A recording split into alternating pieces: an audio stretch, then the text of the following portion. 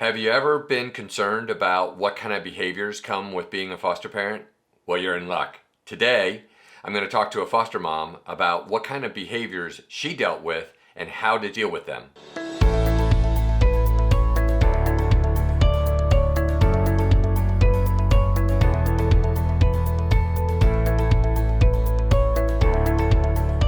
So what kind of behaviors did you have to deal with as a foster parent?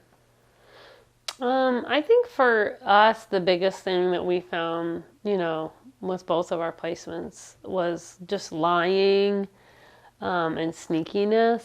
All kids lie, but I feel like that was really more prominent. It was hard because they would lie about things that you knew they were lying about. You had the evidence, or you had, you knew, you caught them in the act or whatever, and they would just lie about it. And it was really hard because, I think it's normal to kind of take that personal. I feel like as a parent, that was one thing that we always try to instill in our kids was tell the truth, and things will always be less if you just, tell the truth about it.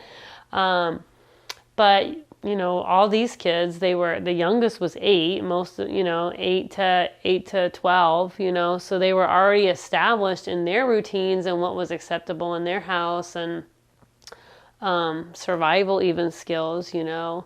I remember, one of our adopted kids had said, they were brought up, when you lie, you're okay. When you tell the truth, bad things happen. And that's just their experience, like in the system. When they tell the situation they were in at home, they got taken away. So that's not just their parents saying, oh, you should lie to people. It's just reality, what happened to them. When they said, yes, this is what was going on at home, they got taken away.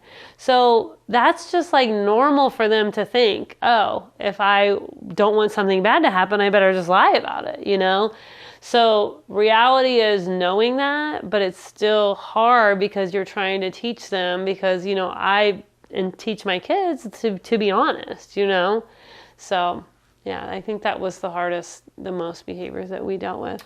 So how did you balance what was acceptable within their environment versus what is acceptable in your environment? Yeah, I think it's really important for foster parents not to ever say, well, your mom told you to do that, but that's not right, or that's the wrong thing to do, Twofold. One reason is they may be going back to that environment, and, you don't know another person's world, right? And for two, you don't ever want to alienate that parent or make the kids feel like there's something bad about them or whatever. So I would just use language like, well, at our house, this is how we do things, And I think kids can understand that, being a teacher, there's kids that come to school that act a certain way at home, and that's not how you act at school. And you don't say, oh, well, your parents are bad to let you do that. You say, well, at school, this is the expectation here, And kids can really adjust like that. And I think that that's more honoring to them and their parents, without saying that something is right or wrong in how they were taught, but also to just say, this is how we do it in our house, So what kind of discipline tools did you have at your disposal? There's not really a lot.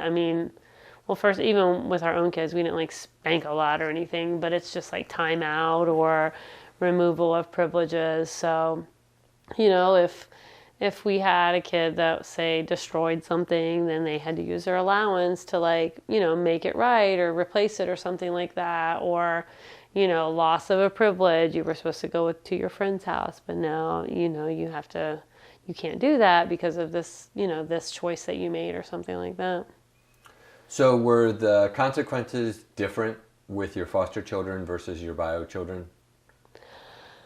Yeah, it's funny because our kids would say, if I did that, you would have this, and this. So a lot of times our kids didn't do that. But then again, they've been our kids for how long? Right? There's just things that our kids know because we've taught them from day one.